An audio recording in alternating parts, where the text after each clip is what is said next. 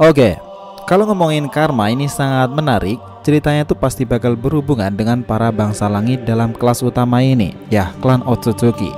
Kita tahu nih, pasalnya karma sendiri tuh menjadi senjata sekaligus pusat wadah dari reinkarnasi jiwa seorang Otsutsuki. Namun, tidak semuanya seperti itu. Ada sedikit perbedaan dalam 3 karma yang kita kenal sejauh ini. Karma biru, karma merah, serta karma putih tanpa wadah itu. Nah, bagaimana perbandingan kekuatan dari masing-masingnya nih?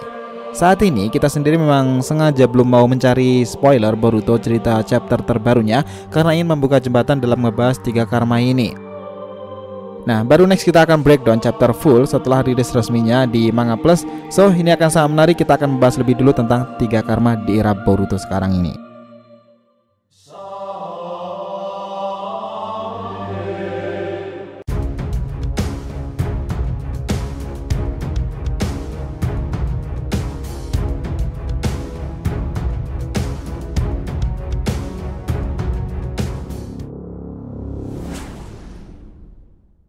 Hai guys, welcome back to the RTV channel.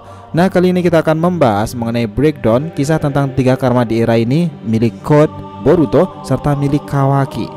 Oke, biar nggak salah persepsi silahkan simak sampai akhir ya. Nah, kita tahu nih, karma sendiri adalah sebuah file data atau replika dari seorang Otsutsuki kepada para wadahnya. Data tersebut akan terus diekstrak dan dikompresi seiring waktu berjalan.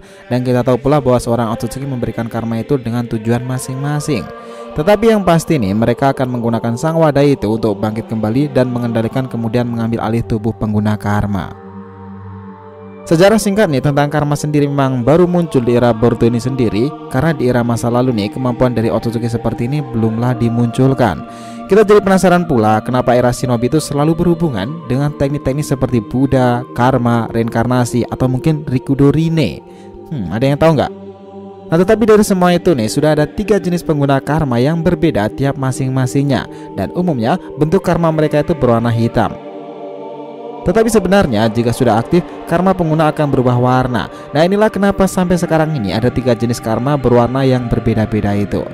Pertama itu adalah karma biru. Ya, saat itu kita ingat bahwa Boruto mengeluarkan karma biru dari tangannya. Boruto belum tahu kenapa ini semua terjadi, terus memandangi tangannya yang penuh akan tato segel itu. Dan yang pasti membuat kita terkesan kemarin itu adalah ketika kemunculannya adalah suara gemuruh. Dan gitarnya itu sangat epic tuh. Dan jika dikasih background itu sepertinya kesannya itu kelihatan dark banget sih. Nah, inilah karma biru yang dihasilkan dari kekuatan Momoshiki Otsutsuki. Nah, saat itu pula kemunculan pertamanya yang spektakuler itu ketika mampu menahan dan menyerap api Zanmai no Shinka milik Kashin Koji. Serta berkali-kali nih menyerap dan mengeluarkan jutsu dari lawan-lawannya. Dan selain itu nih, karma biru Boruto juga beresonansi dengan milik Kawaki. Nah, sampai saat ini karma milik Boruto berkali-kali sudah ditampilkan. Dan dalam perubahannya itu menjalar ke seluruh wajah dan itu berwarna biru muda. Nah, sekarang ini dimana Boruto sudah acap kali dengan Borushiki mudenya itu, beberapa kali pula Boruto kehilangan kesadarannya. Namun info yang beredar nih dalam chapter terbaru ini, Boruto sudah sedikit lebih sadar dengan menggunakan karma sekaligus Byakugan. Apakah ini mode Borushiki? Kalau untuk karma saja nih, Boruto sudah lumayan bisa. Bahkan kemarin berkat bantuan Kawaki, dia membuka portal dimensi dan membawa pulang semuanya setelah melawan Ishiki sendiri. Nah, kemudian ada lagi nih, karma yang menjadi rival dari Boruto sendiri. Yang kedua adalah karma merah Kawaki.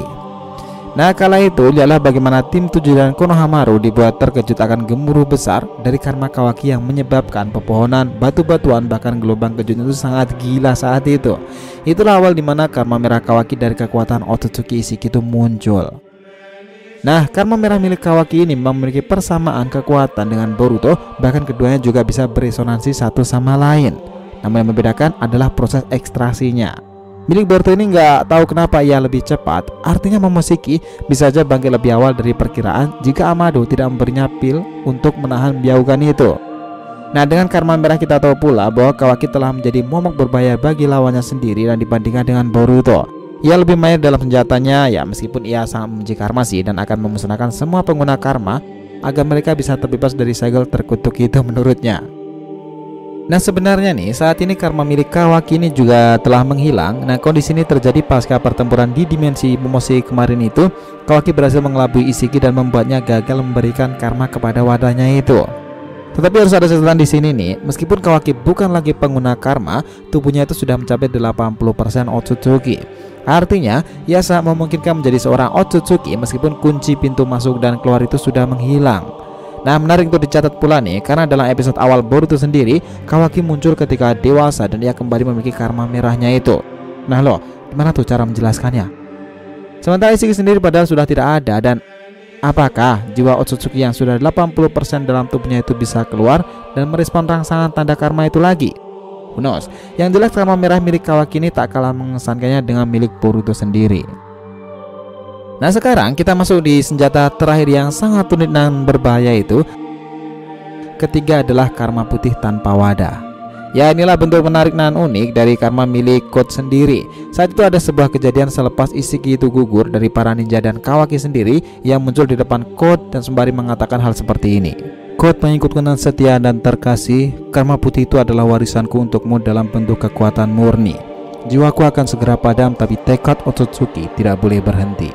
Ketahuilah Code, kau akan mewarisi tekad itu dan menjadi seorang Otsutsuki. Korbankan Boruto atau Kawaki ke Jubi dan tumbuhkanlah pohon dewa itu. Kemudian ambillah buah itu dan makanlah Code. Perbaharuilah tubuhmu sampai kau menjadi dewa yang tak terkalahkan di alam semesta ini. Ya, itulah pesan mengerikan dari Ishiki untuk Code sendiri, guys. Dan ia memandangi karmanya itu, karena ini memang menarik sih. Ishiki sendiri keluar dan menemuinya padahal sudah gugur melalui karma putih yang menguapi itu. Nah, meskipun Code mengatakan karma putih itu sebuah kegagalan berbeda dengan milik Kawaki sendiri, namun sebenarnya nih, karma milik Code ini sangatlah berbahaya. Dia tanpa wadah tetapi merupakan senjata yang berguna untuk Code. Jika ia berhasil menumbuhkan Shinjo dan memakan buahnya, sesuatu yang dibicarakan Ishiki itu mungkin saja terjadi. Sebagai sebuah ancaman dalam dunia shinobi sendiri, kemampuan Code ini tidak bisa diremehkan dan semua Kage akhirnya mengetahui akan hal ini. Dia ini tubuhnya dijegal oleh limiter, dan apabila limiter itu dilepas, kekuatan Code ini berkali-kali lipat lebih kuat daripada Jigen. Dan apalagi nih, satu yang mengkhawatirkan adalah dia ini pengguna karma putih yang berbeda, yang semua orang belum memprediksi seperti apa kekuatan gemuruh yang akan dihasilkan. Nah, sekarang atau nanti dalam chapternya itu, Code sendiri akan berhadapan dengan Boruto dengan karma miliknya yang bangun itu. Bagaimana nih yang terjadi antara keduanya?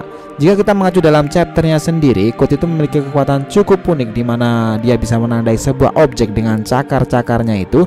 Nah, ini seperti julukan ninjutsu nih, karena bisa menarik siapapun objek masuk ke areanya itu. Tetapi ini bukanlah benar-benar julukan ninjutsu. Nah, sepertilah salah satu kekuatan dari Code.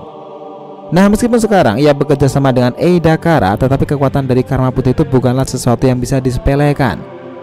Jika milik Boruto Kawaki gemuruhnya itu seperti itu dan mereka ini beresonansi satu sama lain nih, bagaimana dengan karma putih Code sendiri? Serupakah? Nah, jadi guys, dari tiap karma itu memang ada sedikit perbedaan. Meskipun secara garis besar semuanya itu sama dari para Otsutsuki sendiri, tapi tidak semuanya mendapati seperti apa yang dimiliki oleh Boruto. Baik karma biru, karma merah atau karma putih sendiri, semuanya itu masih berpeluang menjadi pengembangan cerita menarik Boruto ke depannya. Apalagi dalam chapternya sendiri nih, Boruto akan tahu ternyata dialah pria bernama Code itu dan si pengguna karma putih yang sering dibicarakan oleh Kawaki, karma putih tanpa wadah itu. Menarik, kita segera bahas tentang breakdown lebih detail perihal chapter terbaru dan karma Boruto itu ke depannya, guys. Gimana? Sepakat nggak? So, itulah tadi pembahasan kita mengenai kisah tentang 3 karma di era ini, milik Code, Boruto, serta milik Kawaki. Jangan lupa kasih saran di kolom komentar dan subscribe channel ini. Semoga ceritanya itu memberikan informasi dalam tiap pembahasan animenya. Thank you telah menonton konten DR TV and will be come back.